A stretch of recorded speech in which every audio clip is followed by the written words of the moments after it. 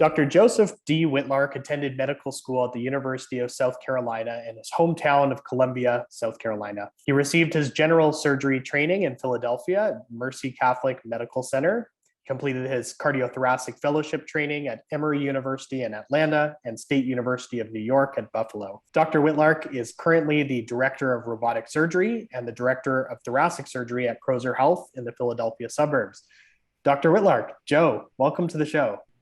Thank you. Thank you. It's a pleasure to be here, and actually actually honored that you guys asked me to do this. Well, we appreciate you taking the time. Joe, you've been instrumental in leading the charge, especially at Crozer Health. Basically, Crozer is home to some of the latest cutting edge technology in surgery, such as the Monarch robot for robotic bronchoscopy. As someone who's especially involved in leading digital transformation, such as digital patient engagement and this Monarch robot, where does that motivation for innovation and digital transformation come from? You know, I think it's part of us. We want to improve what we're doing. You know, and I think it's part of us. Improving on anything, I think, isn't motivating in and of itself. Everyday life, we want to do something better. That's why we went from push mowers to power mowers, and now we have riding mowers, because you want to do things easier, more efficiently, and faster. And in healthcare, that's really heightened because we really want to, you're engaged in patient care. So, it's been crazy for me. I've been blessed to have the career I've had, because when I trained in thoracic surgery, I was learning from the second generation. The surgeons that taught me learned from the first generation of thoracic surgeons, what we would call the specialty. So everything was open, and it's a dramatic surgery, and it was quite morbid, actually. So for about 10 years, I did that. And so I'm doing open surgeries. And although it was great for getting cancers out and helping people, they suffered for 6 months after that, because you broke ribs and had your chest was just not meant to be open like that.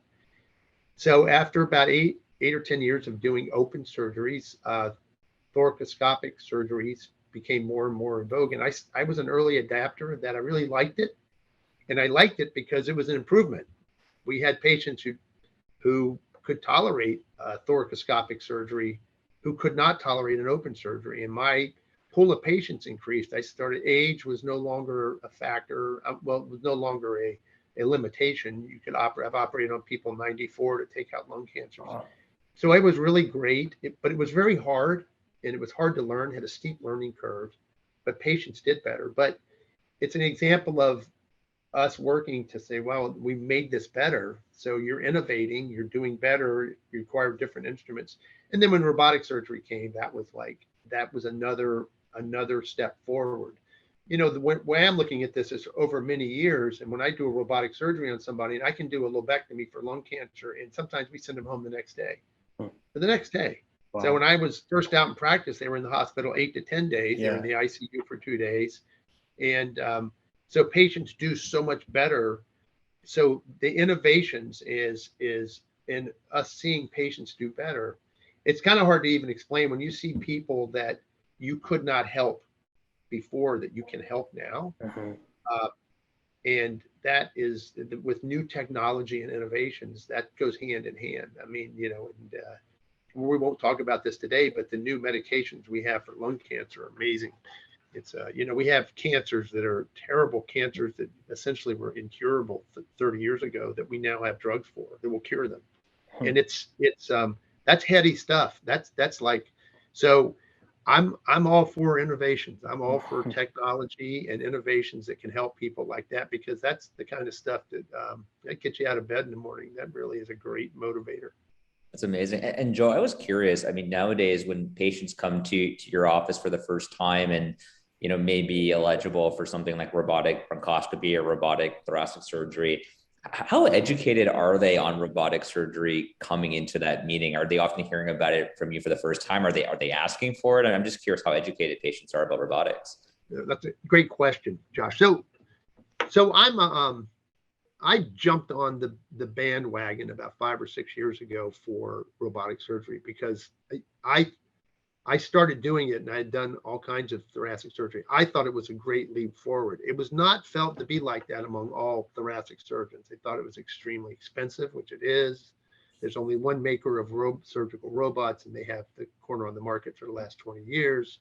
So that's an issue. But when I came to Crozer, I was brought in as the robotic surgeon. We were bringing robotic thoracic surgery to the Crozer system, and so we have several hundred providers in the system, and they send their patients to me saying, "You're going to get robotic surgery." So they have an idea of what's going on, and and we'll get into this later when we start talking about technology and being connected. But people use the internet all the time. People watch you. People come in and say, "I've looked at a YouTube of a robotic lobe," and you just, and the robotic bronchoscopy. They also have YouTubes, not nearly as many or as much, but they have an idea when they come in of what they're going to get, of what it's, and which is actually great because there's so many questions when you come into somebody and you think you have a lung cancer, how we're going to handle this. Yeah. Good question. Totally. Yeah, well, I'd say, given your focus, Joe, on innovation and developing what is really a state-of-the-art thoracic program at Crozer, it's kind of no surprise that Crozer Health was then the first health system in Pennsylvania to implement SeamlessMD's digital patient engagement platform for both bronchoscopy patients and thoracic patients, thoracic surgery patients, guiding basically the patient before and after their procedure. What motivated you to be a pioneer in bringing digital patient engagement then to thoracic care in the first place? Well, from our discussions and from everything that we had talked about in my research on it, and especially after talking to, other programs like UAB and seeing the data from the University of Ottawa, I thought it would fit right in. Our goal, and one of the things that tries to separate us from the programs around us, is the use of technology, and that's what I came here to do. And I thought that Seamless fit right into that. It's a really, really scary thing to have a lung nodule. It's a really scary thing to have lung cancer. It's scary. And when you go into a doctor's office, I mean, people are sweating in my office. They are just like, it's a very scary thing.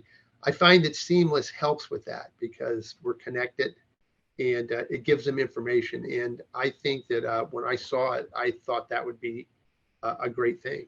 And a lot of times when we're talking about Seamless, we're talking about fewer ER visits and fewer follow-up visits, fewer phone calls, and I think all those things hold true. But I find the biggest thing is patients feel connected, and I saw that as one of the things that was very attractive to me because, I'm a bit different than most doctors, especially thoracic surgeons. I call patients all the time. I call people all the time at home, and I want to know what's going on with them, how they're doing. If they have questions, I want to know about it because I didn't need Seamless to tell me that if I talk to patients, we could keep them out of the out of the ER and not having these follow-up visits. So Seamless, I get up in the morning, it's part of my routine is to have my cup of coffee and go over all the patients. Wow. that make sure there's nothing that's happened. And it just happened to me yesterday. I had a patient I did a lobe on a couple of days ago, went home, looked great. I call her, she's coughing up green sputum. I call her up and I say, I want to know what's going on. Are you having fevers? Are you sick? What's going on? Patients love that. The connectivity. They feel like they are connected, and that's a very and I've known that my entire career. They feel connected. They feel so much better about what's going on. And I saw that in Seamless, and I thought that would be just another way to communicate easier and to break down the barriers of communication. And then that's what has happened. That's amazing. And Joe, I guess, something like SeamlessMD and digital patient engagement is still relatively new technology in the field. So when you're talking to a patient, and let's say you were describing Seamless for the very first time, like how do you end up explaining to a patient what this experience will be for them? So what I found, Josh, is I really have to be the guy that pushes that. I have to, when we first started, I would tell my secretaries, make sure we enroll them in the front office, make sure we enroll them in Seamless. But, a lot of times people go, no, I don't want to do that because they've got so much on their minds. You've just told them you have a nodule, it might be cancer, or we're going to operate on you. They're thinking about 1,000 things. And when somebody says, hey, we're going to enroll you in this, they're going like, you know what? I've got so much on my mind right now, just forget it. So our numbers were not what they should have been. And so we looked at this. So I started really pushing it. I said, listen, I want you to do this. And I explained the program as a way for us to communicate better. It's a way for them not to have to come back to the office, not to go to the ER, for them to be connected. And I'm especially interested in the big focus for me now is preoperatively. I like for them to know what's happening, but it also helps us. It'll lead to better results because we don't have to, like, sometimes we would bring patients to the hospital and get them there and get them ready to go, and we would cancel them because something had happened. Well, Seamless helps us prevent doing that. Somebody tells me I had a fever the day before, we don't bring them into the hospital. Just say, I call them, talk to them, or my PA does, and they say, we're going to have to cancel Mrs. Smith because she had a fever and she's coughing up stuff. And so being connected before surgery is very helpful. So I describe it as a way to communicate, and I also describe it as a way to get questions answered. Because, you know, I can't even explain to you. So my twin brother had lung cancer and died several years ago. And so he and I are going, it's ironic, huh? But he and I are going through this, and he was calling me daily because he did not understand what was going on. And it really brought home to me the fact that I had been operating on patients who would come into the hospital not really understanding what was going to go on, even though you explained it to them. You know, when you have somebody in your office and you're saying, okay, we think this is a cancer we're going to bring you in, they hear, I think you have cancer, and everything else, like, they're not absorbing stuff. You know, there's not stuff. They're not hearing, and you try to, and so then they go home, and as a routine, I would get to answer questions. I'd get a phone call that afternoon or evening or the next day. The patient and their family they had some more questions they wanted to ask them. Well, Seamless is a resource for them. They can go to the library. They can look at the robotic bronchoscopies. They can look at the robotic surgeries. They can, you know, that stuff is very helpful for them. It's another way of them feeling connected, but they also feel, and I think it also gives them confidence. Somebody's really, they're using technology. They're doing this robotic stuff, but they were having things. To me, I mean, they're doing things for me to keep me connected, and they're answering questions, and I think it makes them feel better. I think it gives them more confidence in the whole process. You know, Joe, something you said really stood out to me. Is the idea that when a patient's in your office and they're learning that they have, you know, lung cancer for the first time, how, you know, they kind of go off in a different world because they just get hit very hard by this news. And actually, gosh, probably about, I want to say 7 years ago, one of the first patients we had on Seamless actually was a lung cancer patient. And he was telling me after his Seamless experience how that's exactly what happened. He and his wife were, you know, meeting with a thoracic surgeon. He just found out he had lung cancer and he's going to need surgery. He just stops listening in that meeting, and he goes home and he turns to his wife and he says, well, wait, what did the surgeon say? I stopped paying attention. But for him, the amazing thing about Seamless was he was able to go on the app and he was able to actually get all the information that the surgeon told him, but he just couldn't process it in the heat of the moment. So your comments about how it's a resource for them to go back to, especially if you know, they were hit hard by that news, definitely resonated. We've heard that before, and just having it there is it makes a huge difference. So it does. It does. It's huge, and I get it. You know, I get it. They get rocked. Your whole world gets rocked like that. It's just like, because everyone has preconceived notions about lung cancer, and it's such a common cancer.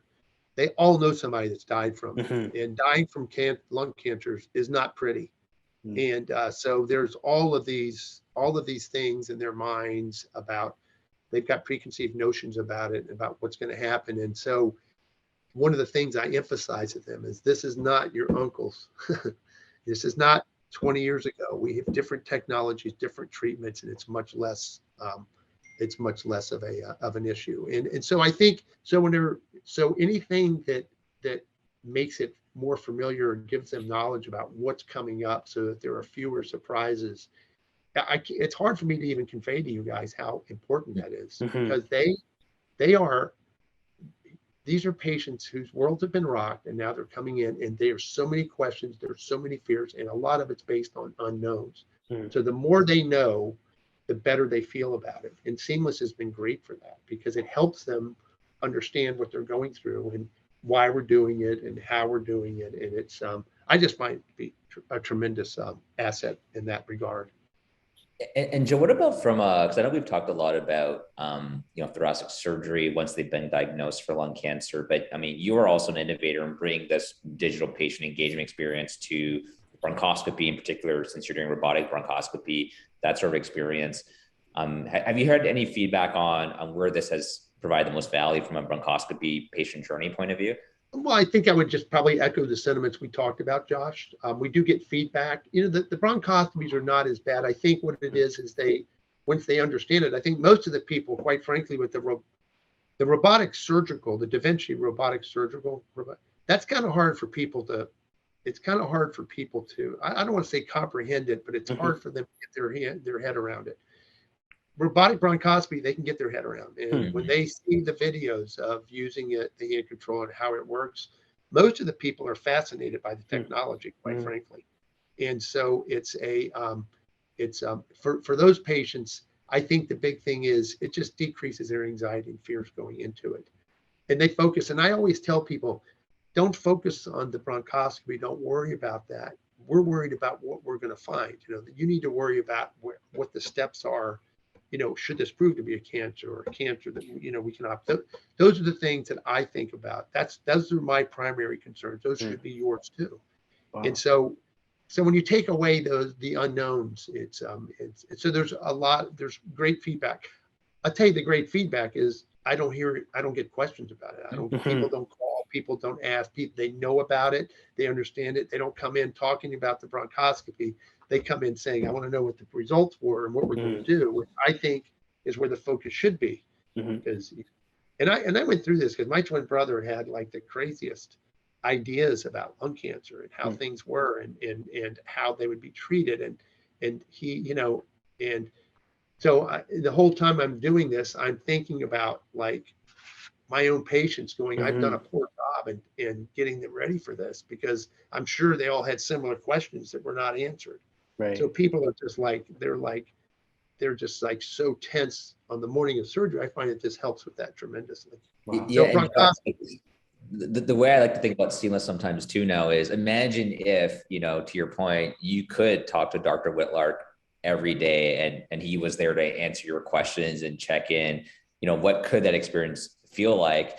And obviously you can't do that for every patient because you don't have all the time in the world, but hopefully something like Seamless can kind of at least replicate that sort of experience at scale for your patients. That's kind of what we're trying to recreate with the technology. It's, because for folks who haven't seen it, I mean, basically when the patient gets, prompted on Seamless, it shows Dr. Whitlark's face, it shows the Crozer brand, it's all the content and the information has been vetted by Dr. Whitlark and his team. So, and the funny thing is that patients will often tell us, hey, like, I know this is obviously an automated digital experience, but seeing like Dr. Whitlark's face, it makes them feel better.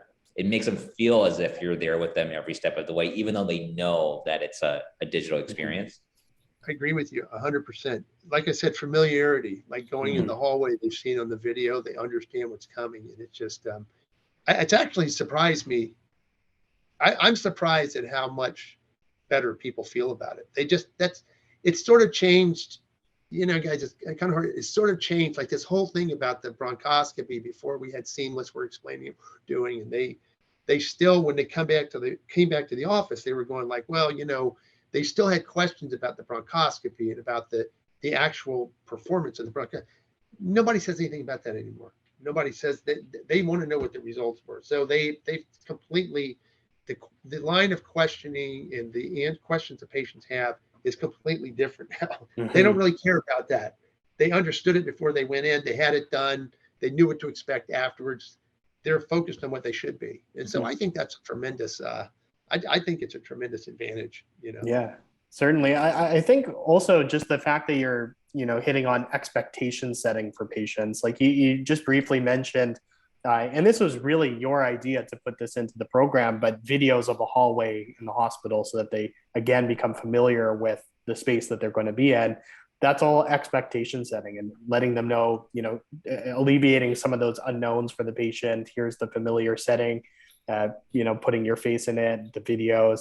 Another innovation, Joe, that you brought was enhanced recovery protocols to Crozer Thoracic program.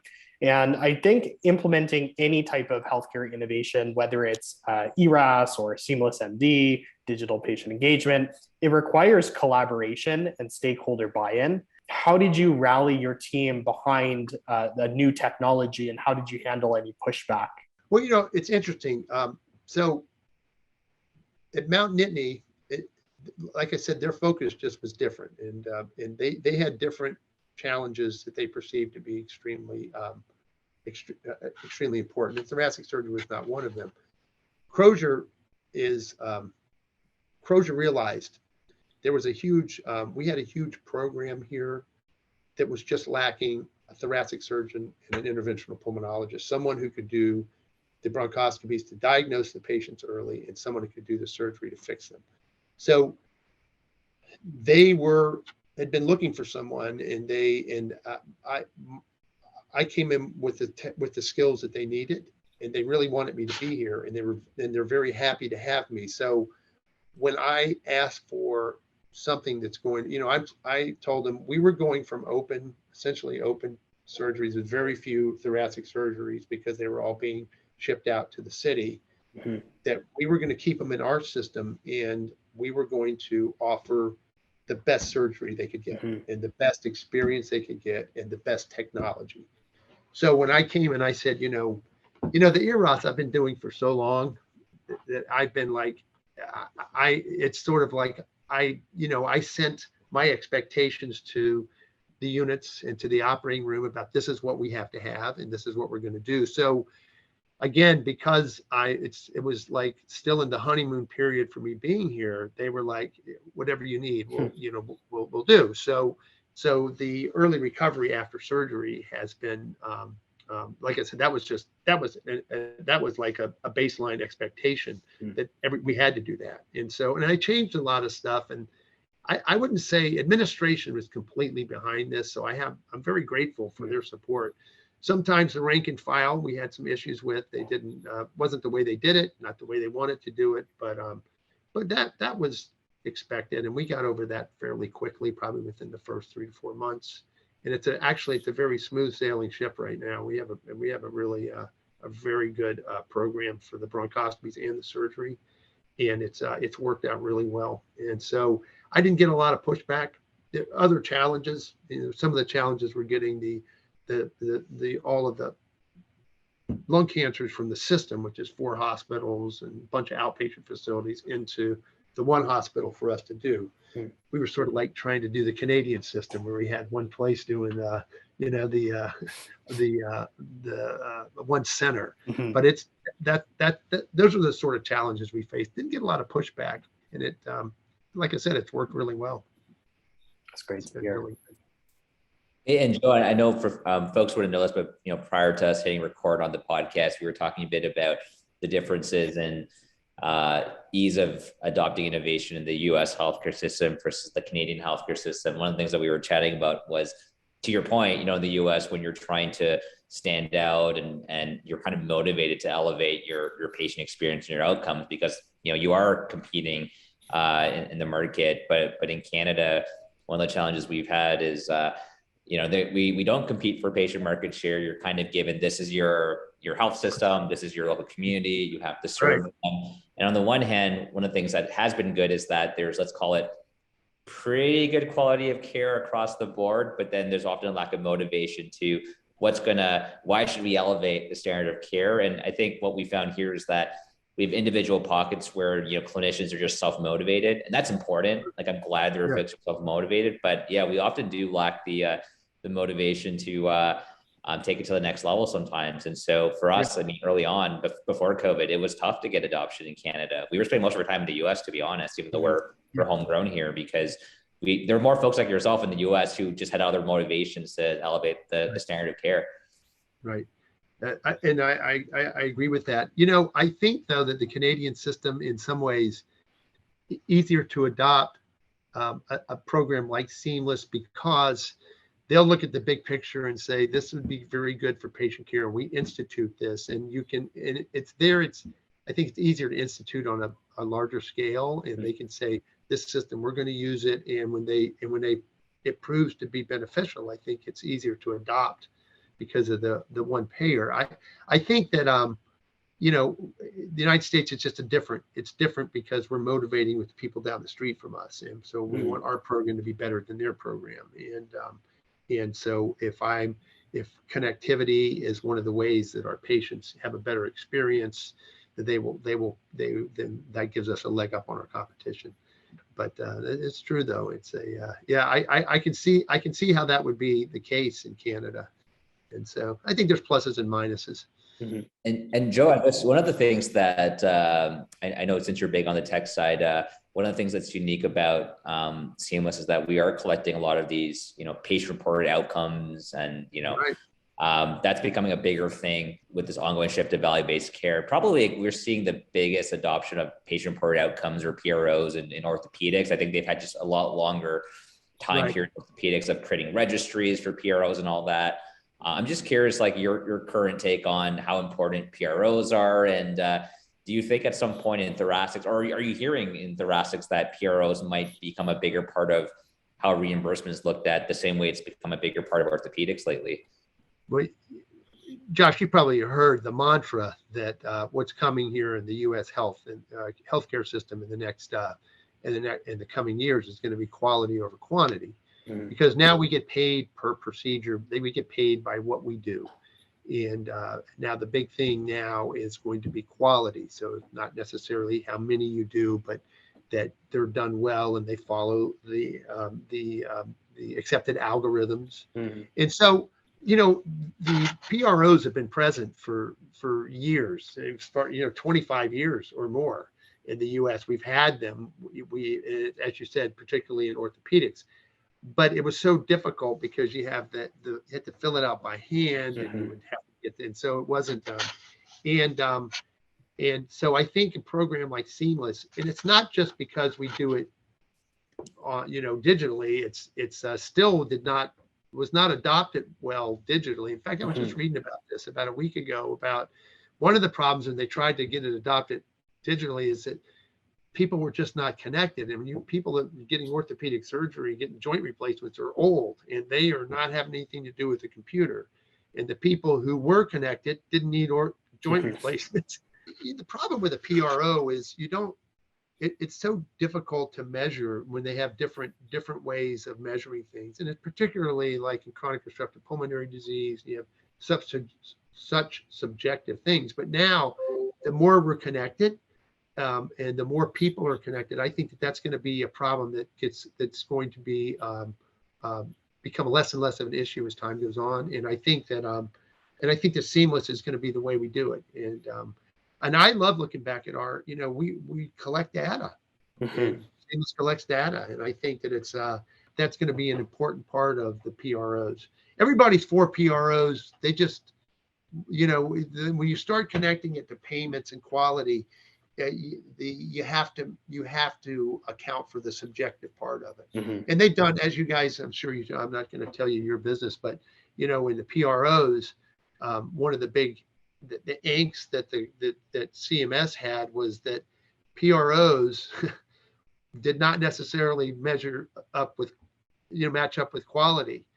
People that were in poor programs were happy with it because they liked their doctor, or they got in and got out, but actually the quality of it was they weren't meeting guidelines, they weren't doing things. And so that's sort of been one of the big issues. And I think that as time goes on, I think that we're gonna overcome that. I think it becomes more and more our ability to measure that a bit more objectively. I think. Yeah, and Joe, I think to your point, this is kind of why if we have certain metrics or measurements on one end of the spectrum, we need kind of countermeasures the other to make sure it's a balanced view. So I remember, because with HCAHPS, we're measuring a lot of patient satisfaction scores in the healthcare system. And I remember, I think a couple of years ago, there was a study done where they looked at patient satisfaction among hospitals. And what they found was that hospitals who invested more in the quality of, the TV shows and films that you could watch in your room, or the size of the TV and all that, had a big impact on satisfaction scores, but that doesn't necessarily correlate with health outcomes. So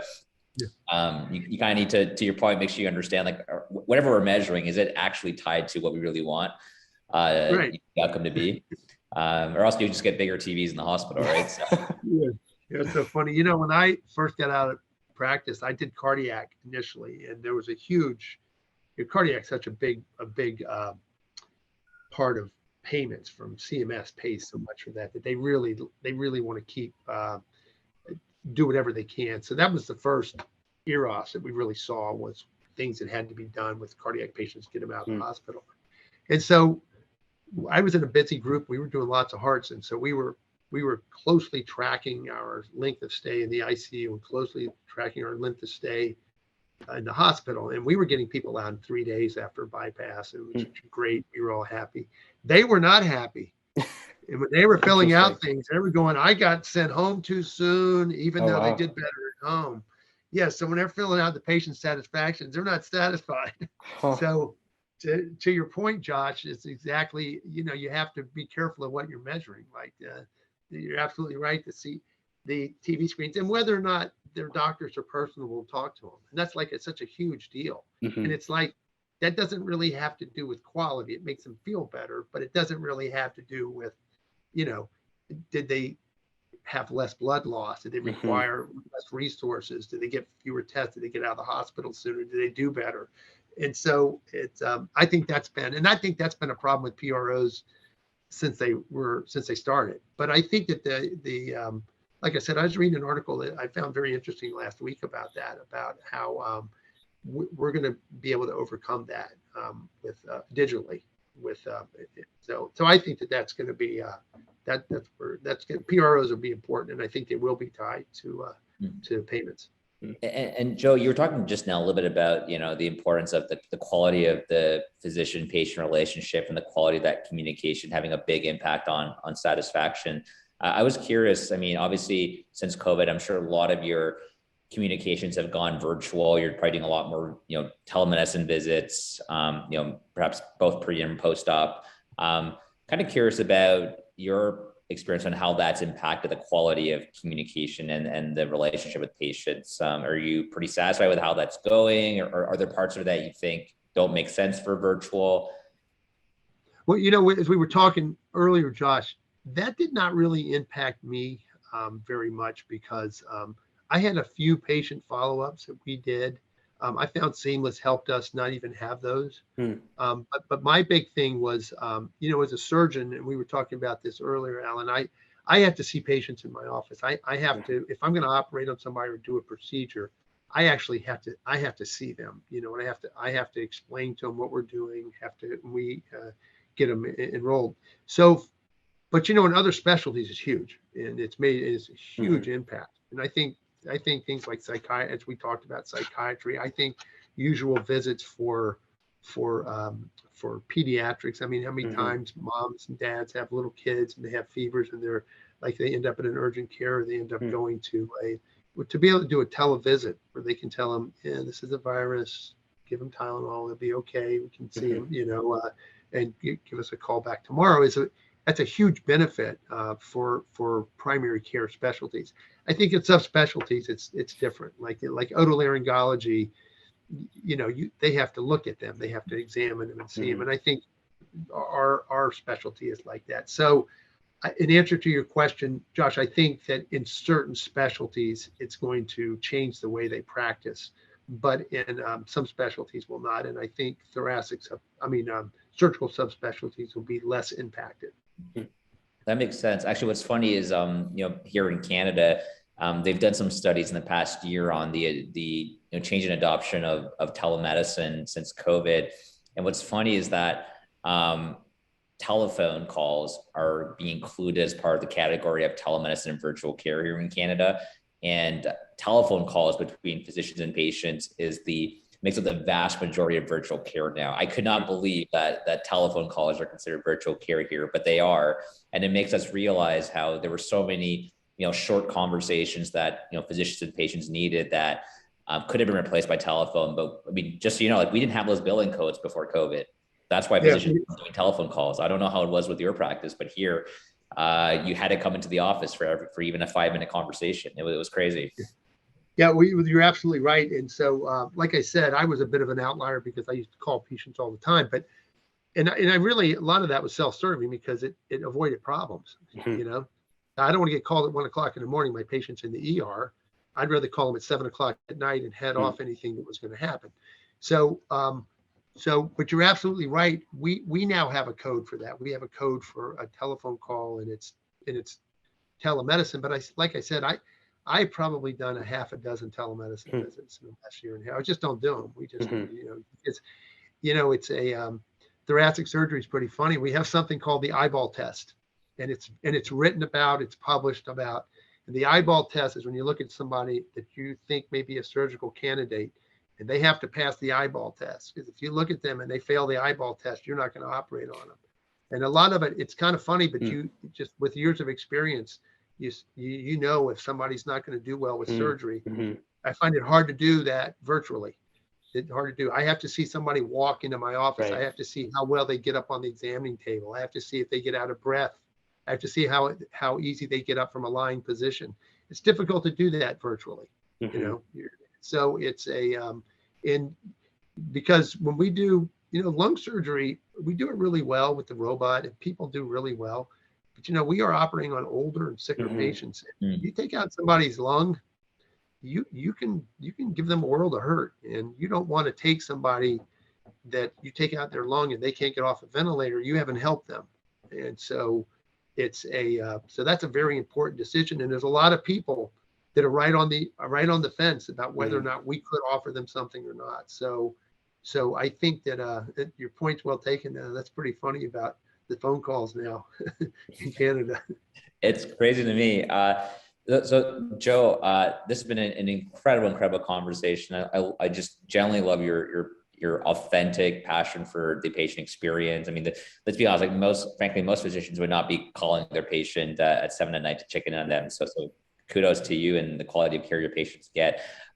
We always wrap up these shows with what Alan calls the Fast Five, where he dives into 5 questions that help the audience get to know you better. So Alan, do you mind walking Let's do through? it. Yeah. So Joe, we were wondering, question 1, what is your favorite book or book you've gifted the most?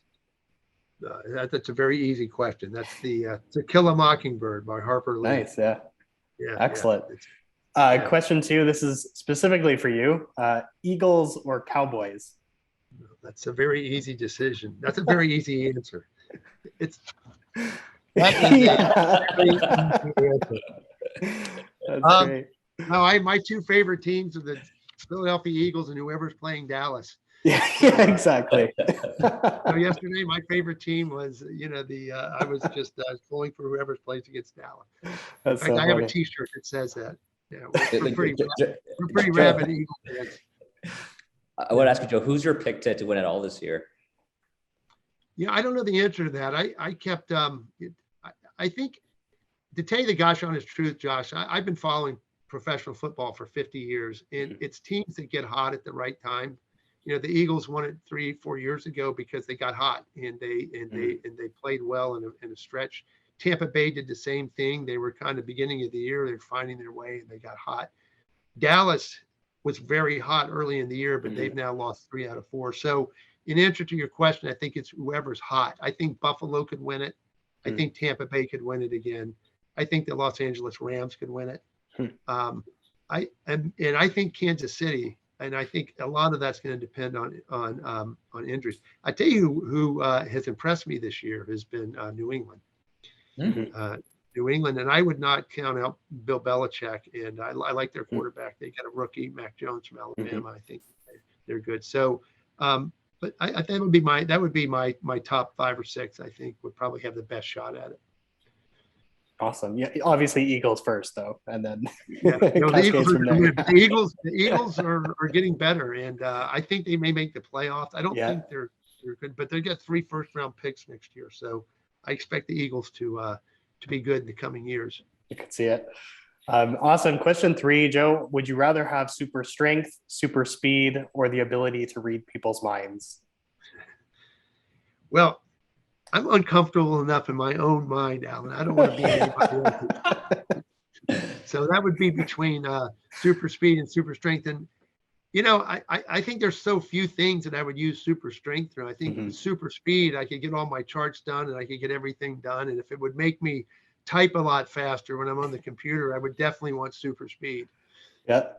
Awesome. Yeah. Question 4, what is something in healthcare you believe that others might find insane?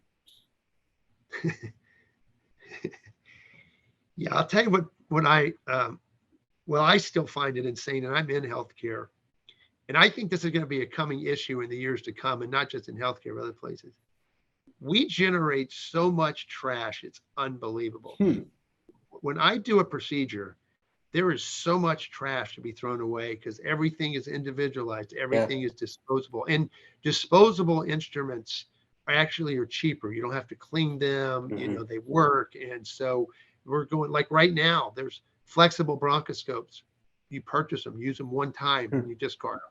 And so I think the amount of trash that the healthcare system generates on a daily basis is insane. It's absolutely insane. And like, have you ever received a package like from whoever? You know how many boxes and all the paper, and you're going like, Jesus, criminy, you get something this big and you've got like 3 feet, like it has to be recycled and thrown away. And so I think in the coming years, not just in healthcare, but the amount of trash we produce is insane. And I think that's gonna something that will have to change. I mean, and also too, if you're the OR and you open all these instruments and materials, and then a case gets canceled, you can't. I mean, a lot of times you can't just reuse stuff. You have to throw it out, right? I mean, it's done. You do, and it's that's exactly right. So, and in fact, we do that on the bronchoscopies because I don't always do a robotic bronchoscopy. A lot of times I'll do something called an endobronchial ultrasound, and I'll assess their lymph nodes first, and if they're positive, we have a diagnosis and we have a stage, so we don't do the monarch. And it's interesting because initially we would get everything ready because it takes some time to get the monarch ready. After we did that about 3 times, I said, do not open anything on the monarch. Don't do it until we say, So that's the point of your question. It's pretty funny. That's great. So last question that we have, Joe, this is a COVID-19 kind of lockdown related question. What is one hobby or activity you've gotten into since the beginning of the pandemic? That is a very easy answer, Alan. I had I'm from South Carolina, but I have 12 siblings. Okay.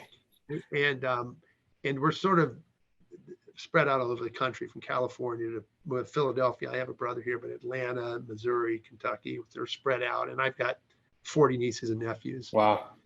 And so when COVID started, we started doing a Zoom meeting every Friday night. And I think really it sort of uses a reason for me to talk to my siblings and drink with them virtually. And we had topics that we did. So when the COVID started, I was sort of in a funny position because I was finishing up at Mount Nittany, but I hadn't started here yet. So I had a ton of time to kill. So I did a huge genealogic search of my family. Cool. And I kept presenting that to my siblings, and it was very interesting. In fact, I was able to trace my dad's family back to 800. It was insane. Whoa! Wow! Yeah, it was pretty awesome. Cool. Yeah, and so that was one of the and we still do that. So we've been doing it every Friday night. Yeah. And God knows if I don't make it, I'm getting beeped and I'm getting paged and texted constantly about where are you? So it's been a lot of fun. I've connected with my family a lot better. So it's good. No, that's awesome. That's really cool. Well, that's the hour that we've come to, Joe. But I do want to thank you for being on the show, sharing all your wisdom and insights with our guests. It's been a fascinating conversation. I've learned a lot. I think Josh has learned a lot. But again, just want to thank you for joining today. Sure. It's kind of funny, Alan, to think back, 5 years ago or whatever, that we would be having this conversation and this would be happening like this. It's pretty cool, really. Yeah, I can't even remember. We actually met. I think just bumped into each other at one of the conference bars, just for a quick drink. And I think what happened was I came by the booth and I didn't know what you guys had a booth, right? We may have. back then. I Yeah. think you had a booth, and I was looking at it, and I looked at it, and I go, well, what is it? You sort of started telling me, and I said, well, that sounds interesting. And then we exchanged cell phone numbers and said, let's get together for a drink. And then the next day we decided we're going to do it. And a couple of days later, we had a drink together and talked about it all. And then you guys kept up. So that was actually pretty cool, really. Think that here we are, 2021, and we're having this podcast, and we're talking about it. Amazing. Well, and also there's a reason, Joe, that you're the surgeon and I'm not, because your memory is impeccable from that long ago. That's amazing. But anyways, I just wanted to express my gratitude for you coming on the podcast today and honestly having a great discussion with us. So, I really enjoyed it. Really, thank you guys very much.